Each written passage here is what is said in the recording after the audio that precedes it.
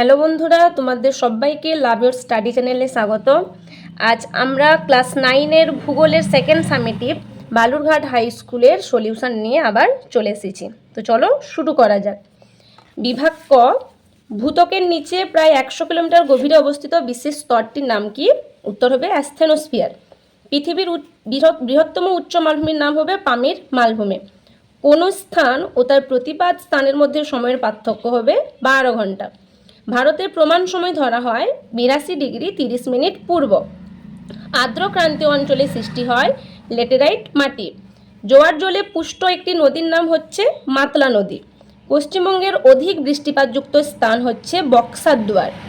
বিভাগ খ, আচ্ছা কোথায় শুদ্ধ আর কোথায় অশুদ্ধ লিখতে হবে। তরাই শব্দের অর্থ রুক্ষ পাথুরে জমি, এটা হবে অশুদ্ধ। আবহবিকার একটি স্থিতিশীল প্রক্রিয়া, এটা ঠিক, তাহলে ওটা হচ্ছে শুদ্ধ। আগ্নেয়গিরি অগ্নুৎপাতের ফলে দাক্ষিণাত্য মালভূমির সৃষ্টি হয়েছে, এটা শুদ্ধ। আর একই অক্ষরেখায় অবস্থিত বিভিন্ন স্থানের স্থানীয় সময় একই হয়, এটা মিথ্যা, অর্থাৎ অশুদ্ধ। শূন্যস্থান পূরণ করো। মহাবৃত্ত বলা হয় কোন রেখাকে? আমরা জানি মহাবৃত্ত বলা হয় নিরক্ষরেখাকে।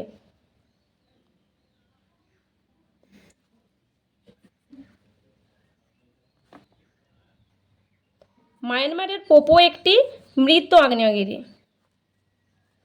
3 নম্বর, শিলা এবং মাটির মধ্যবর্তী অবস্থাকে রেগোলিথ বলা হয়।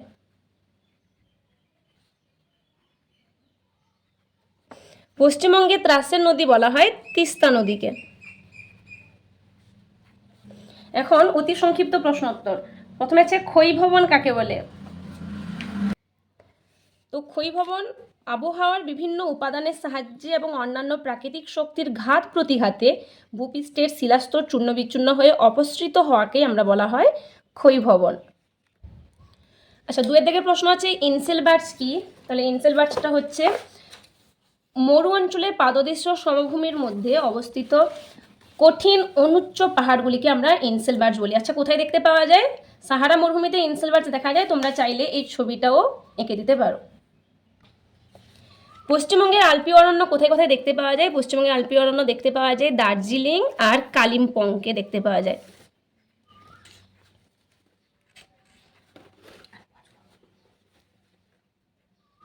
আচ্ছা, এখন বিভাগ গ, অক্ষরেখা এবং দ্রাঘিমারেখার মধ্যে পার্থক্য। তো অক্ষরেখা দ্রাঘিমারেখার মধ্যে পার্থক্য রায়মার্টিন সহায়িকার 103 নম্বর পৃষ্ঠায় দেওয়া আছে। সেই বিষয় অক্ষরেখা দ্রাঘিমারেখার 3টা এইভাবে ছক করবে। প্রথমে সংখ্যা, আকৃতি, সর্বোচ্চ সর্বনিম্ন মান, মধ্যবর্তী দূরত্ব, পরিধি। তোমাদের যেটা সুবিধা হবে ওই পয়েন্টগুলো লিখলেই হয়ে যাবে। আন্তর্জাতিক তারিখরেখার গুরুত্ব, এর উত্তরটা রায়মার্টিন সহায়িকার 81 নম্বর পৃষ্ঠায় রয়েছে। যে মূল মধ্যরেখার ঠিক বিপরীত দিকে 180° দ্রাঘিমারেখা অনুসরণ করে কল্পিত যে রেখায় পৃথিবীর তারিখ শুরু বা শেষ হয় তাকেই আমরা আন্তর্জাতিক তারিখরেখা বলি।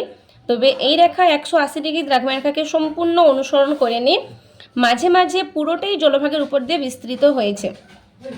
এর প্রয়োজনীয়তা হচ্ছে না, গোলাকার পৃথিবী একবার আবর্তন করতে বা 360° ঘুরতে সময় নেয় 24 ঘন্টা বা 1440 মিনিট, অর্থাৎ পৃথিবী 1 ডিগ্রি ঘুরতে সময় নেবে 4 মিনিট। পৃথিবী পশ্চিম থেকে পূর্ব দিকে ঘুরছে বলে পূর্ব দিকে 1 ডিগ্রি অন্তর 4 মিনিট করে সময় বাড়তে থাকে, কিন্তু পশ্চিমে 1 ডিগ্রি অন্তর 4 মিনিট করে সময় কমতে থাকে। এর ফলে জাহাজ বা বিমানে পৃথিবী প্রদক্ষিণরত তারিখ বারবার সময় নিয়ে সমস্যার সৃষ্টি করে। যেমন ধরা যাক 2014 সালে 1 জানুয়ারি বুধবার সকাল 10টায় মূল মধ্যরেখা গ্রিনিচ থেকে 2টি বিমান, একটি পূর্ব দিকে এবং অন্যটি পশ্চিম দিকে একই গতিতে যাত্রা শুরু করেছে। যেহেতু পূর্ব দিকে বিমানটা 180° দ্রাঘিমায় পৌঁছাবে তখন সময় 1 জানুয়ারি হয়ে যাবে, অর্থাৎ বুধবার রাত 10টা। কিন্তু পশ্চিম দিকে যাওয়ার সময় পশ্চিমগামী বিমান 180° দ্রাঘিমায় আসবে, তখন 12 ঘন্টা সময় পিছিয়ে যাবে, অর্থাৎ তখন হয়ে যাবে 31শে ডিসেম্বর 2013 সালে মঙ্গলবার। এই সমস্যাটা দেখা যেতে পারে। 2 নম্বর প্রশ্ন অন্তর্জাত এবং বহির্জাত প্রক্রিয়ার মধ্যে পার্থক্য। এটা সি রায়মার্টিনের 141 পৃষ্ঠায় রয়েছে। তো অন্তর্জাত প্রক্রিয়া, বহির্জাত প্রক্রিয়া। যে প্রক্রিয়ায় ভূ অভ্যন্তরে সৃষ্ট বলের প্রভাবে ভূত্বকের পরিবর্তন ঘটে ভূমিরূপ সৃষ্টি হয় তাকে আমরা অন্তর্জাত প্রক্রিয়া বলি। আর যে প্রক্রিয়ায় ভূপৃষ্ঠের বাইরে বিভিন্ন শক্তির প্রভাবে বিভিন্ন ভূমিরূপ সৃষ্টি হয় তাকে আমরা বহির্জাত প্রক্রিয়া বলা হয়। এর প্রক্রিয়াসমূহ হচ্ছে গিরিজনী আলোড়ন, মহীভাবক আলোড়ন, ভূমিকম্প, অগ্নুৎপাত। এবং বহির্জাত প্রক্রিয়াগুলি হচ্ছে আবহবিকার, ক্ষয়ীভবন, অগ্নিভবন, পুঞ্জিত ক্ষয়। এর কার্যকাল, এটি আকস্মিকভাবে কাজ করে অর্থাৎ ধীরে ধীরে কাজ করে, এটি দীর্ঘ সময় ধরে ধীরে ধীরে কাজ করে। আর শক্তির উৎস, এটি ভূ অভ্যন্তস্থ প্রচণ্ড তাপ শক্তি এই বিক্রিয়ায় প্রয়োজনীয় শক্তির উৎস দেয়। আর এই বহির্জাত প্রক্রিয়ার মূল উৎস হচ্ছে সৌরশক্তি। ভূমিরূপ, এই প্রক্রিয়ার মাধ্যমে পৃথিবীতে প্রাথমিক ভূমিরূপ অর্থাৎ পর্বত, মালভূমি, সমভূমি প্রভৃতি গড়ে ওঠে। আর এখানে দ্বিতীয় পর্যায়ের ভূমিরূপ গড়ে উঠতে পারে এবং শেষে পর্যায়িত ভূমিরূপে পরিণত হয়। এখন হচ্ছে লোয়ের সমভূমি কীভাবে গড়ে ওঠে। তো লোয়ের সমভূমি তোমাদের ভূগোলের টেক্সট বইতে 67 পৃষ্ঠাতে রয়েছে। লোয়ের সমভূমি, মরুভূমির সূক্ষ্ম পলি ও বালিকণা হলো লোয়েস। এই পদার্থ দিনের পর দিন মরুভূমি থেকে অন্য স্থানে উড়ে গিয়ে ও সঞ্চিত হয়ে এই লোয়ের সমভূমি গড়ে ওঠে। যেমন উদাহরণ কি না, চীনের হুয়াংগো অববাহিকায় গোবি মরুভূমি থেকে লোয়েস উড়ে লোয়ের সমভূমি গঠন করেছে। এই ছবিটা ভালোভাবে দেখতে পারো, এই ছবিটা চাইলেও তোমরা দিয়ে দিতে পারো। আচ্ছা, এখন হচ্ছে জারণ আবহবিকার কাকে বলে। জারণ আবহবিকারটি হচ্ছে না শিলা গঠনকারী খনিজের সঙ্গে অক্সিজেনের রাসায়নিক বিক্রিয়াকে জারণ বা আমরা অক্সিডেশন বলি। আর যেহেতু 2 নম্বরের প্রশ্ন, তাহলে একটু তোমরা বিক্রিয়া দেবে আর বিক্রিয়ার সমীকরণ। সাধারণত লোহাযুক্ত শিলায় জারণ ঘটে থাকে। লোহা যখন ফেরাস অক্সাইড রূপে শিলার মধ্যে অবস্থান করে তখন তা ভীষণ কঠিন, কিন্তু জারণ প্রক্রিয়ায় তা যখন ফেরিক অক্সাইডে পরিণত হয় সহজে শিলা ভঙ্গুর হয়ে পড়ে, যাকে আমরা শিলার উপর বাদামি আর হলদের ছোপ দেখতে পাই, একে আমরা মরিচে বলি। আর বিক্রিয়াটি হচ্ছে 4FeO + O2 দিয়ে হচ্ছে 2Fe2O3, আবার 4FeO + 3H2O + O2, ওখান থেকে হচ্ছে 2Fe2O3 3H2O, এই বিক্রিয়াটা থাকবে। ধাপ চাষের গুরুত্ব কী? ধাপ চাষের গুরুত্ব রাইমার্টিন সহায়িকায় ধাপ চাষের গুরুত্ব আছে, ছায়া সহায়িকায় ধাপ চাষের গুরুত্ব 138 পৃষ্ঠায় রয়েছে। মৃত্তিকা সংরক্ষণে ধাপ চাষ যথেষ্ট গুরুত্বপূর্ণ ভূমিকা পালন করে। পার্বত্য অঞ্চলে ভূমির ঢাল বরাবর নেমে আসা জলের প্রবাহকে নিয়ন্ত্রণ করার মাধ্যমে মাটির ক্ষয় নিয়ন্ত্রণ করা যায়। এক্ষেত্রে পার্বত্য ঢালের সমান্তরালে বিভিন্ন উচ্চতায় সিঁড়ির মতন ধাপ কেটে কৃষিজমি প্রস্তুত করা হয়। এই কৃষিজমিগুলি মাটির ছোট ছোট বাঁধ দিয়ে ঘেরা থাকে, ফলে ঢাল বরাবর জলপ্রবাহ বাধা পায় এবং কৃষিজমিতে জল জমতে থাকে। এভাবেই জলের ভূপৃষ্ঠ প্রবাহ হ্রাস পায় এবং অনুস্রাবণ বৃদ্ধি পায়। ধাপ চাষ 3 প্রকারের হয়। 3 প্রকার ধাপ চাষ হচ্ছে, প্রথম হচ্ছে বেঞ্চ ধাপ। ধাপের নিচের অংশ সমতল থাকে এবং বাইরের দিকের প্রান্তে নিচু আল তৈরি করা হয়। 2 নম্বর হচ্ছে পর্যায়িত ধাপ। এই সকল ধাপগুলি প্রবহমান জলের গতিকে রোধ করে মৃত্তিকা সংরক্ষণে সাহায্য করে। এবং 3 নম্বর হচ্ছে সমতল ধাপ। এই সকল ধাপে তলদেশ সমতল হয় বলে বিভিন্ন শস্য চাষের জন্য এখানে জল ধরে রাখা হয়। এর ফলে যেমন মৃত্তিকার ক্ষয়ও নিয়ন্ত্রিত হয়, এভাবে মৃত্তিকার সংরক্ষণও করা যায়। 4 নম্বর প্রশ্ন, সুন্দরবন অঞ্চলের নদ নদীর 2টি বৈশিষ্ট্য। আমরা জানি সুন্দরবন অর্থাৎ ম্যানগ্রোভ অরণ্যে তো এখানে বিভিন্ন নদ নদী দেখতে পাওয়া যায়, যেমন হাড়িয়াভাঙ্গা, মাতলা, সপ্তমুখী, গোসাবা, রায়মঙ্গল, কালিন্দী, ইচ্ছামতি, এসব নদী দেখতে পাওয়া যায়। এসব নদীর কিছু বৈশিষ্ট্য রয়েছে, যেমন কি না প্রায় সব নদী একসময় ভাগীরথী হুগলির শাখা ছিল। 2 নম্বর, নদীগুলি উৎসের দিকে পলি জমায় ফলে মজে গেছে। আর 3 নম্বর, বর্তমান উৎস থেকে বিচ্ছিন্ন হয়ে নদীগুলি সমুদ্রে লবণাক্ত জলে পূর্ণ খাঁড়িতে পরিণত হয়েছে। এরা প্রত্যেকেই উত্তর দিক থেকে দক্ষিণ দিকে প্রবাহিত হয়ে বঙ্গোপসাগরে গিয়ে পতিত হয়েছে। নদীগুলি জোয়ারের জলে পুষ্ট, আর নদীগুলি মোহনা বা খাড়ি অঞ্চলে বেশ চৌড়া। 4 নম্বর প্রশ্ন অথবা প্রশ্ন, আশ্বিনের ঝড় কি? আশ্বিনের ঝড় হচ্ছে সেপ্টেম্বর মাসের শেষে সূর্যের দক্ষিণায়ন শুরু হয়। অক্টোবর মাস নাগাদ উত্তর পশ্চিম ভারতে উষ্ণতা হ্রাস পেতে থাকে, ফলে পাঞ্জাব অঞ্চলে উচ্চচাপ কেন্দ্রের সৃষ্টি হয়। এই উচ্চচাপ নির্গত বায়ুর সঙ্গে প্রত্যাবর্তনকারী মৌসুমী বায়ুর সংঘর্ষ হয়, এর ফলে একটি ঝঞ্ঝার সৃষ্টি হয় অর্থাৎ ঝড়ের সৃষ্টি হয়, তা আমরা আশ্বিনের ঝড় বলা হয়। বাংলা ক্যালেন্ডার অনুযায়ী আশ্বিন মাসে হয় বলে পশ্চিমবঙ্গ এবং বাংলাদেশ এই ঝড় আশ্বিনের ঝড় নামে পরিচিত।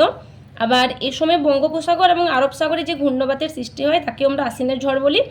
আশ্বিনের ঝড়ের প্রভাবে মাঝে মাঝে প্রচুর ক্ষয়ক্ষতি হয়। এই উত্তরটা রায়মার্টিনের 333 পৃষ্ঠাতে রয়েছে। বিভাগ ঘ, পশ্চিমবঙ্গের পার্বত্য অঞ্চলের উদ্ভিদের শ্রেণী বিভাগ করো। পশ্চিমবঙ্গের পার্বত্য অঞ্চলে উদ্ভিদের শ্রেণী বিভাগ। তো পার্বত্য অঞ্চলের উদ্ভিদের শ্রেণীবিভাগ রায়মার্টিনে 321 পৃষ্ঠাতে রয়েছে পার্বত্য অঞ্চলের উদ্ভিদ। তো উত্তরে পার্বত্য অঞ্চলে দার্জিলিং, কালিম্পং, জলপাইগুড়ি জেলায় এই জাতীয় উদ্ভিদ দেখতে পাওয়া যায়। এই জাতীয় উদ্ভিদকে আমরা 4 ভাগে ভাগ করি। 3000 মিটার এর বেশি উচ্চতার উদ্ভিদ মানে আলপীয় উদ্ভিদ দেখা যায়, যেমন জুনিপার, রোডোডেনড্রন, লাইকেন প্রভৃতি। 2 নম্বর হচ্ছে 2000 থেকে 3000 মধ্যবর্তী উচ্চতার উদ্ভিদ অর্থাৎ সরলবর্গীয় উদ্ভিদ দেখা যায়, যেমন pine, oak, spruce, fir, cedar, দেবদারু প্রভৃতি। 3 নম্বর হচ্ছে 1000 থেকে 2000 মিটারের মধ্যবর্তী উচ্চতার উদ্ভিদ, মূলত চিরহরিৎ উদ্ভিদ দেখতে পাওয়া যায়, যেমন পিপুল, বাঁশ, শিমুল, কুসুম, বার্চ প্রভৃতি। আর 4 নম্বর হচ্ছে পর্বতের পাদদেশ থেকে 1000 মিটারের মধ্যবর্তী উদ্ভিদ, এখানে চিরহরিৎ পর্ণমোচী উদ্ভিদের মিশ্র বনভূমি দেখতে পাওয়া যায়, যেমন শাল, সেগুন, শিশু, সর্পগন্ধা, গামার। আর পার্বত্য অঞ্চলের বনভূমির কিছু বৈশিষ্ট্য রয়েছে, যেমন পার্বত্য অঞ্চলে যাতে গাছের মাথায় বরফ সঞ্চিত না হয় তার জন্য গাছগুলি শঙ্কু বা মোচাকৃতির হয়, গাছগুলির কাঠ নরম এবং হালকা প্রকৃতির হয়, গাছের পাতা সরু এবং ছুঁচালো হয়, আর গাছগুলি দীর্ঘ, সরু এবং উপরের দিকে ডালপালা যুক্ত হয়। তারপর অথবা কোশ্চেন হচ্ছে তিস্তা পাড়ের পূর্ব এবং পশ্চিম দিকের ভূপ্রকৃতির সংক্ষিপ্ত বর্ণনা দাও। এটা ওই রায়মার্টিনের 307 নম্বর পৃষ্ঠায় রয়েছে। তিস্তার পূর্ব দিকে পার্বত্য অঞ্চল এবং পশ্চিম দিকে পার্বত্য অঞ্চল। প্রথমে ভূপ্রকৃতি না তুলনামূলকভাবে কম প্রসারিত এবং কম উচ্চতাযুক্ত পর্বতশ্রেণী, 2টি পর্বতশ্রেণী এখানে অবস্থিত, যেমন দেওলা এবং দূরবীন দ্বারা। এখানে কি বিশেষত্ব রয়েছে এবং কি কি শৃঙ্গ রয়েছে না পূর্ব অংশে দূরবীন দ্বারা সর্বোচ্চ শৃঙ্গ রিসিলা, ভুটান সিকিম সীমান্তে অবস্থিত। 2 নম্বর জলপাইগুড়ি উত্তরাঞ্চলে অবস্থিত সিংচুলা, এর সর্বোচ্চ শৃঙ্গের নাম হচ্ছে রেনিগাঙ্গ। আর রায়ডাক নদীর পশ্চিমে বক্সা জয়ন্তী পাহাড় আছে। ক্রমাগত ক্ষয়ের ফলে এর উচ্চতা কমে গেছে। এখানে অবস্থিত বক্সার দুয়ার গিরিপথ জলপাইগুড়ি থেকে ভুটানের প্রবেশ পথ, অর্থাৎ জলপাইগুড়ি থেকে ভুটানে ঢুকতে হলে আমাদের এই বক্সা দুয়ার গিরিপথ দিয়ে যেতে হবে। তিস্তার পশ্চিম দিকে পার্বত্য অঞ্চলের ভূপ্রকৃতি কি না অনেক বেশি প্রসারিত এবং এখানকার উচ্চতাও বেশি। এখানে কি কি পর্বত দেখা যায়, এখানেও 2 ধরনের পর্বতশ্রেণী রয়েছে, একটা হচ্ছে সিঙ্গালীলা, 2 নম্বর হচ্ছে দার্জিলিং পর্বতশ্রেণী। এর বিশেষত্ব কি রয়েছে না সিঙ্গালীলা পর্বতশ্রেণী নেপাল ও দার্জিলিং সীমান্তে অবস্থিত। এই পর্বতশ্রেণীর কয়েকটি উঁচু শৃঙ্গ হচ্ছে, যেমন সান্দাকফু, ফালুট, সবরগ্রাম, টাংলু ইত্যাদি। 2 নম্বর দার্জিলিং পর্বতশ্রেণী দক্ষিণে তরাই অঞ্চল থেকে খাড়াভাবে উপরে উঠে উত্তরে বিস্তৃত হয়েছে, এর অপর নাম হচ্ছে ঘুম রেঞ্জ। এই পর্বতশ্রেণীর দক্ষিণে টাইগার হিল শৃঙ্গ অবস্থিত। 2 নম্বর হচ্ছে মৃত্তিকা ক্ষয়ের 3টি মনুষ্যসৃষ্টর কারণ। মৃত্তিকা ক্ষয়ের 3টি মনুষ্যসৃষ্ট কারণ সেই রায়মার্টিনের 169 সহায়িকাতে রয়েছে। মনুষ্যসৃষ্ট অর্থাৎ মানুষের দ্বারা সৃষ্ট বিভিন্ন কারণ রয়েছে। প্রথম হচ্ছে অনিয়ন্ত্রিত বৃক্ষছেদন। তো অনিয়ন্ত্রিত বৃক্ষছেদনের মধ্যে রয়েছে উদ্ভিদের শিকড় মাটিকে আঁকড়ে ধরে রাখে, গাছের পাতা বৃষ্টির আঘাত থেকে মাটিকে রক্ষা করে, কিন্তু মানুষ নিজের চাহিদা মেটাতে ব্যাপক হারে বৃক্ষছেদন করে, ফলে মৃত্তিকা ক্ষয় বৃদ্ধি পাচ্ছে। 2 নম্বর হচ্ছে অবৈজ্ঞানিক কৃষি পদ্ধতি।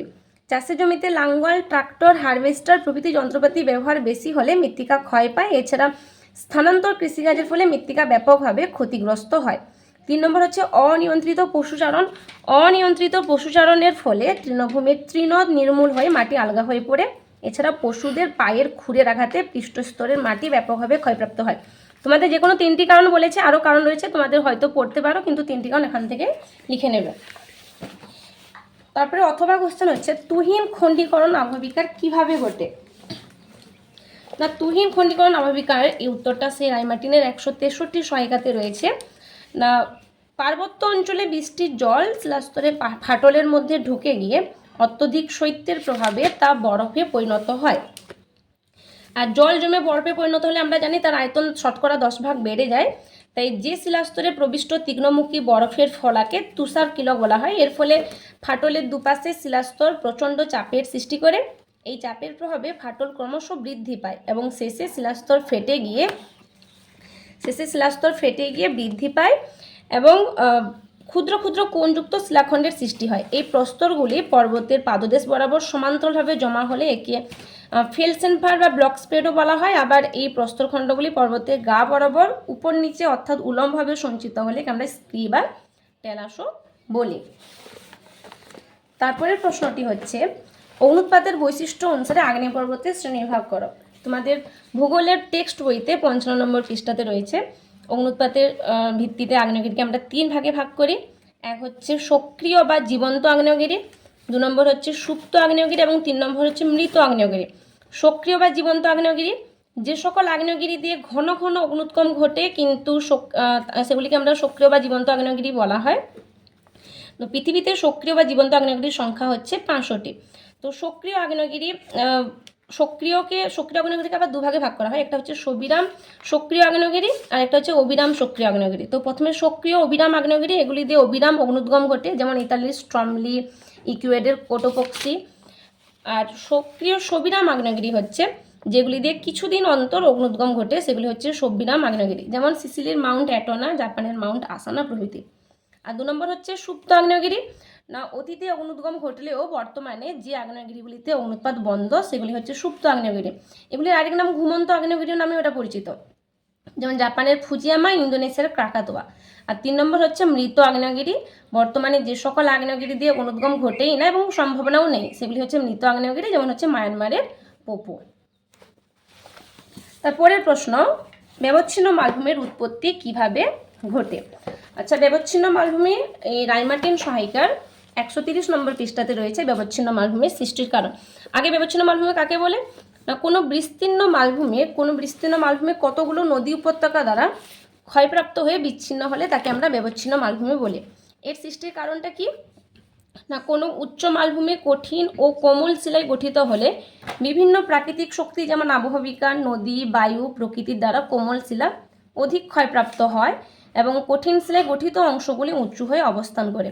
পরবর্তীকালে ক্ষয়প্রাপ্ত নিচু কোমল শিলার উপর নদী বিন্যাস গড়ে ওঠে এবং সমগ্র মালভূমিটি নদী উপত্যকা দ্বারা বিচ্ছিন্ন হয়ে ব্যবচ্ছিন্ন মালভূমিতে পরিণত হয়। এটা হচ্ছে সৃষ্টির কারণ। পরবর্তী কোয়েশ্চেন আছে, তোমাদের একটা অঙ্ক দিয়েছে। না 10ই আগস্ট গ্রিনিচের স্থানীয় সময় সন্ধ্যা 7টা, কলকাতার অর্থাৎ 88°30' পূর্বের স্থানীয় সময় কত হবে? তো এই অঙ্কটা আমি করে রেখেছি।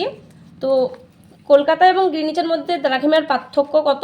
না 88°30' থেকে 0 বাদ দিতে হবে, দিয়ে 88°30' হবে। তারপর আমরা জানি যে 1 ডিগ্রি দ্রাঘিমার জন্য সময়ের পার্থক্য হয় 4 মিনিট। 88 দ্রাঘিমার জন্য সময়ের পার্থক্য হবে 4 × 88 অর্থাৎ 352 মিনিট। আমরা ঘন্টায় প্রকাশ করতে হবে, অর্থাৎ 5 ঘন্টা 52 মিনিট। তারপর 1 মিনিট দ্রাঘিমার জন্য সময়ের পার্থক্য হয় 4 সেকেন্ড, অর্থাৎ 30 দ্রাঘিমার জন্য সময়ের পার্থক্য হবে 120 সেকেন্ড, যাকে আমরা 2 মিনিট করতে পারি। তারপরে মোট সময়ের পার্থক্য 5 ঘন্টা 52 মিনিট প্লাস 2 মিনিট দিয়ে হয়ে যাবে 5 ঘন্টা 54 মিনিট। গ্রিনিচ অপেক্ষা কলকাতা পূর্ব দিকে অবস্থিত হয়, কলকাতার সময় এগিয়ে থাকবে, অর্থাৎ কলকাতার সময়টা হবে, কলকাতার স্থানীয় সময় হবে সন্ধ্যা 7টা, অর্থাৎ গ্রিনিচের যে সন্ধ্যা 7টা, কলকাতার যে সন্ধ্যা 7টার সময় দিয়েছিল তার থেকে আবার 5 ঘন্টা 54 মিনিট এগিয়ে থাকবে, অর্থাৎ রাত 12টা 54 মিনিট। অর্থাৎ কলকাতার স্থানীয় সময় হবে তার পরবর্তী ডেট, অর্থাৎ 11ই আগস্ট রাত 12টা 54 মিনিট। তারপর অথবা প্রশ্ন, অক্ষাংশের ভিত্তিতে পৃথিবীর তাপ বলয়গুলি সম্পর্কে। তো অক্ষাংশের ভিত্তিতে পৃথিবীর তাপ বলয়গুলি, এটি হচ্ছে শ্রী রাইমার্টিন সহায়িকার 80 নম্বর পৃষ্ঠায় রয়েছে। তো অক্ষাংশের ভিত্তিতে তাপমণ্ডলকে আমরা জানি 3টি ভাগে ভাগ করা হয়েছে। এক হচ্ছে উষ্ণমণ্ডল, 2 নম্বর হচ্ছে নাতিশীতোষ্ণমণ্ডল এবং 3 নম্বর হচ্ছে হিমমণ্ডল। উষ্ণমণ্ডল কি? না অবস্থান নিরক্ষরেখা থেকে 23.5° উত্তর বা দক্ষিণ অক্ষাংশের মধ্যে উষ্ণমণ্ডল অবস্থিত। এর বৈশিষ্ট্য কি? না সূর্যরশ্মির পতন। নিরক্ষীয় অঞ্চলে সারা বছর সূর্যরশ্মি লম্বভাবে পড়ে দিন রাত্রির দৈর্ঘ্য। নিরক্ষীয় অঞ্চলে সারা বছর 12 ঘন্টা দিন এবং 12 ঘন্টা রাত্রি বিরাজ করে। গড় তাপমাত্রা 27°C হয়। ঋতু, এখানে ঋতুবৈচিত্র্য দেখা যায় না বললেই চলে, অর্থাৎ এখানে গ্রীষ্ম ঋতু বিরাজ করে। 2 নম্বর হচ্ছে নাতিশীতোষ্ণ মণ্ডল। এর অবস্থান পৃথিবীর উভয় গোলার্ধে 23.5° উত্তর এবং দক্ষিণ অক্ষাংশ থেকে শুরু করে 66.5° উত্তর ও দক্ষিণ অক্ষাংশের মধ্যে নাতিশীতোষ্ণ মণ্ডলটি অবস্থিত। এর বৈশিষ্ট্য হচ্ছে সূর্যরশ্মির পতন। নাতিশীতোষ্ণ মণ্ডলে সূর্যরশ্মি মাঝারি তীর্যকভাবে পড়ে। প্রকৃতি নাতিশীতোষ্ণ মণ্ডলের ক্রান্তীয় অঞ্চল থেকে 45° অক্ষাংশ পর্যন্ত অঞ্চলে কিছুটা উষ্ণ প্রকৃতির হলেও 45° থেকে 66.5° অক্ষাংশ অঞ্চল শীতল প্রকৃতির হয়ে থাকে। এর গড় তাপমাত্রা 27° থেকে 0° সেন্টিগ্রেডের মধ্যে থাকে। শ্রেণীবিভাগ একে আবার দুভাগে ভাগ করা হয়, উষ্ণ নাতিশীতোষ্ণ মণ্ডল অর্থাৎ 37° উত্তর দক্ষিণ থেকে 45° উত্তর দক্ষিণ, এবং শীতল নাতিশীতোষ্ণ মণ্ডল অর্থাৎ 45° উত্তর দক্ষিণ থেকে 66.5° উত্তর দক্ষিণ। আর 3 নম্বরটি হচ্ছে হিমমণ্ডল, অর্থাৎ কিনা পৃথিবীর উভয় গোলার্ধে 66.5° উত্তর এবং দক্ষিণ অক্ষাংশ থেকে 90° উত্তর এবং দক্ষিণ অক্ষাংশের মধ্যে হিমমণ্ডলটি অবস্থিত। এর বৈশিষ্ট্য কি? না সূর্যরশ্মির পতন কোণ। হিমমণ্ডলে সারা বছর সূর্য অতি তীর্যকভাবে কিরণ দেয়। দিন রাত্রি দৈর্ঘ্য, এখানে কোনো স্থানে সারা বছর 6 মাস দিন এবং 6 মাস রাত্রি বিরাজ করে। গড় তাপমাত্রা, এর তাপমাত্রা 0°C অর্থাৎ হিমাঙ্কের নিচে থাকে। আর শেষে তোমাদের এই ছবিটা দিয়ে দিতে হবে তাপ বলা।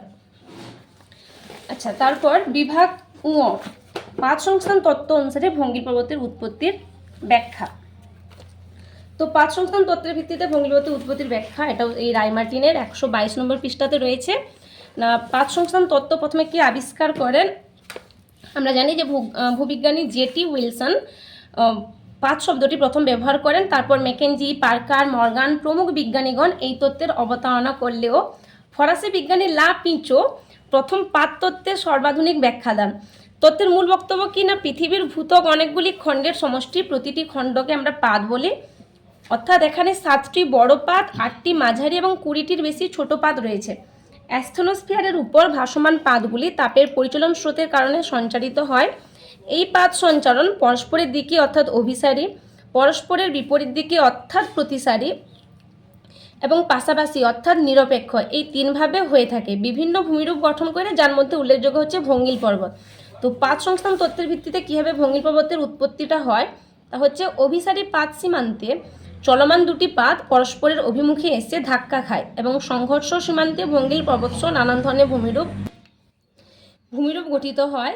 তো মহাদেশীয় পাত সীমান্তে ভঙ্গিল পর্বতের উৎপত্তি। সাধারণত দুটি মহাদেশীয় পাতের মাঝখানে থাকে একটি অপ্রশস্ত অগভীর সমুদ্র, যাকে আমরা মহীখাত বলা হয় বা জিওসিনক্লাইন বলা হয়। নদ নদীর মাধ্যমে আসা পলি সঞ্চিত হয়ে এই মহীখাত ভরাট হয়। এদিকে মহাদেশীয় পাত দুটি যত পরস্পরের দিকে এগিয়ে আসে ততই মহীখাত সংকীর্ণ হয় ও পলিরাশি ভাঁজপ্রাপ্ত হয়ে উপরে উঠে ভঙ্গিল পর্বত গঠন করে। এর উদাহরণ কি না, ইউরেশীয় পাত এবং ইন্দো অস্ট্রেলীয় পাতের পরস্পরের কাছে আসার ফলে টেথিস মহীখাতের সঞ্চিত পলিরাশি ভাঁজ পড়ে হিমালয় পর্বত সৃষ্টি হয়। ইউরেশীয় এবং আফ্রিকান পাতের সংঘর্ষে পলিরাশি ভাঁজপ্রাপ্ত হয়ে আল্পস পর্বতের উৎপত্তি হয়েছে। আর 3 নম্বর হচ্ছে মহাদেশীয় মহাসাগরীয় পাত সীমান্তে ভঙ্গিল পর্বতের উত্থান। যখন একটি মহাদেশীয় পাত ও মহাসাগরীয় পাত পরস্পরের দিকে এগিয়ে আসে তখন অপেক্ষাকৃত ভারী শিলাগঠিত মহাসাগরীয় পাতটি হালকা মহাদেশীয় পাতের নিচে প্রবেশ করে, ফলে মহাদেশীয় পাতের প্রান্তে সঞ্চিত পলিরাশি ভাঁজ খেয়ে উপরের দিকে উঠে ভঙ্গিল পর্বত গঠন করে। এর উদাহরণটি হচ্ছে উত্তর আমেরিকা পাত ও প্রশান্ত মহাসাগরীয় পাতের মাঝে রকি পর্বতের উত্থান ঘটেছে, দক্ষিণ আমেরিকা ও নাজকা পাতের মাঝে আন্দিজ পর্বতের উত্থান, অস্ট্রেলিয়া পাত ও প্রশান্ত মহাসাগরীয় পাতের মাঝে গ্রেট ডিভাইডিং রেঞ্জের উত্থান ঘটেছে। আর তোমাদের শেষ প্রশ্ন, উষ্ণতার তারতম্যের জন্য যান্ত্রিক আবহবিকারের শ্রেণীবিভাগটি আলোচনা করো। এটি তোমাদের ভূগোলের টেক্সট বইতেই রয়েছে, যান্ত্রিক 74 পৃষ্ঠায়। তো যান্ত্রিক আবহবিকারের বিভিন্ন শ্রেণীবিভাগ। তো দৈনিক এবং বার্ষিক উষ্ণতার পার্থক্যজনিত কারণে যান্ত্রিক আবহবিকার বিভিন্নভাবে ঘটে। প্রথম হচ্ছে প্রস্তরচ্ছায়ী খণ্ডীকরণ, অর্থাৎ সমান্তরাল বা সমকোণে ফাটলের সাহায্যে একটি বড় শিলাখণ্ড বা শিলাস্তর বিভিন্ন খণ্ডে পরিণত হওয়াকেই বলা হয় প্রস্তরচ্ছায়ী খণ্ডীকরণ। এই আবহবিকারে সৃষ্ট খণ্ডগুলি এক একটি জ্যামিতিক আকার নেয়। আচ্ছা, কীভাবে সৃষ্টি হয় না, আমরা প্রত্যেকেই জানি শিলা হচ্ছে তাপের কুপরিবাহী। দিনের বেলা বেশি উষ্ণতায় শিলার উপরিস্তর প্রসারিত হয় এবং রাত্রে উষ্ণতা কমে যাওয়ার জন্য তাপ বিকিরণে ওই অংশটি সংকুচিত হয়। কিন্তু শিলার ভিতর অংশে তাপ প্রবেশ করে না বলে সংকোচন ও প্রসারণ কিছুই ঘটে না। এইভাবে অসম সংকোচন এবং প্রসারণে শিলাস্তরে পীড়নের সৃষ্টি হয় এবং পীড়নের নির্দিষ্ট মান অতিক্রম করলে শিলায় অসংখ্য উলম্ব, সমান্তরাল এবং সমকোণের ফাটল তৈরি হয়।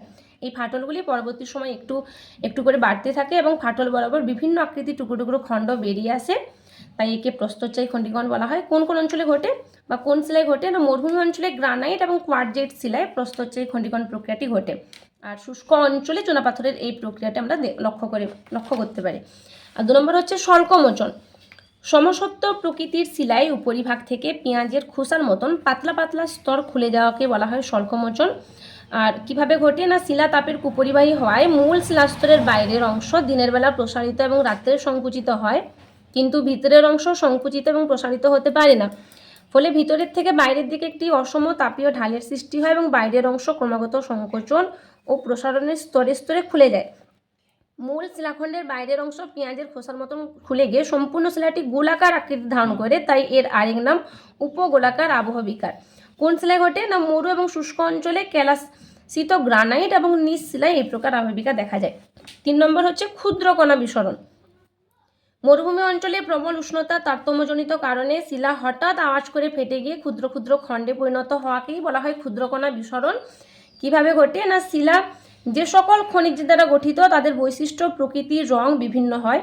দিনের বেলা সূর্যের তাপে শিলার খনিজগুলি ভিন্ন হারে প্রসারিত এবং রাত্রে ভিন্ন হারে সংকুচিত হয়। এইভাবে ক্রমাগত সংকোচন প্রসারণে শিলায় প্রবল পীড়নের সৃষ্টি হয় এবং একসময় শিলা আওয়াজ করে ফেটে ক্ষুদ্র ক্ষুদ্র খণ্ডে পরিণত হয়। মরু অঞ্চলে প্রায় দুপুর বা বিকেলে পিস্তল থেকে গুলি ছোড়ার মতন শিলার ফাটার আওয়াজ পাওয়া যায়। দিনের বেলা কখনো কখনো প্রচণ্ড গরম শিলার উপর বৃষ্টির জল পড়ে শিলা হঠাৎ সংকুচিত হলে তা আওয়াজ করে ফেটে যায়। কোন শিলায় ঘটে না মরুভূমি অঞ্চলে গ্রানাইট এবং ব্যাসল্ট শিলায় ক্ষুদ্রকণা ভীষণ দেখা যায়। আর শেষ হচ্ছে তুষারের কার্যে যান্ত্রিক আবহবিকার বা বরফ কেলাস আবহবিকার। শীতপ্রধান অঞ্চলে শিলার ফাটলের মধ্যেকার জল বরফে পরিণত হলে প্রবল চাপ সৃষ্টির মাধ্যমে শিলা ফেটে এবং ভেঙে টুকরো হলে তা তুষার কার্যে আবহবিকার বলা হয়। কোন অঞ্চলে ঘটে না শীতপ্রধান উচ্চ পার্বত্য ও উচ্চ অক্ষাংশ অঞ্চলে, যেখানে দৈনন্দিন বা ঋতুভিত্তিক উষ্ণতার হেরফের খুব বেশি, অর্থাৎ দিনের বেলা হিমাঙ্কের উপর এবং রাত্রে হিমাঙ্কের নিচে, সেখানে তুষারের কাজে যান্ত্রিক আবহবিকার প্রাধান্য লক্ষ্য করা যায়। কিভাবে ঘটে না জল জমে বরফে পরিণত হলে আয়তন প্রায় 9% বেড়ে যায়। এই জল যদি আবদ্ধ এলাকায় জমে তাহলে প্রবল চাপ সৃষ্টি করে। শিলা ফাটলের জল বরফে পরিণত হলে ফাটলের ভিতরে প্রবল পীড়নের সৃষ্টি হয়। এই পীড়ন শিলার পীড়ন সহ্য ক্ষমতার থেকে অনেক বেশি, ফলে শিলা ফাটল ক্রমশ বাড়তে বাড়তে একসময় টুকরো টুকরো খণ্ডে পরিণত হয়। এই টুকরো টুকরো খণ্ড পর্বতের পাদদেশে স্ক্রি ও টেলাস গঠন করে। টেলাস দিয়ে গঠিত ভূমিরূপ ব্লক স্পেড, ফেলসেনমির প্রস্তরক্ষেত্র প্রভৃতি নামে পরিচিত। ব্যাস এটি করলেই তোমাদের এই আবহবিকারের যান্ত্রিক আবহবিকারের শ্রেণীবিভাগ হয়ে যাবে। তাহলে আজ এই পর্যন্ত, পরবর্তী ভিডিওতে আবার দেখা হবে। তোমরা সবাই লাভ ইউর স্টাডি চ্যানেলকে লাইক, শেয়ার এবং কমেন্ট করতে ভুলো না।